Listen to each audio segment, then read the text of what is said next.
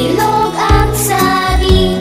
Kumendeng-kumendeng ang mga bibe, ngunit ang may pakpak sa likod ay iisa.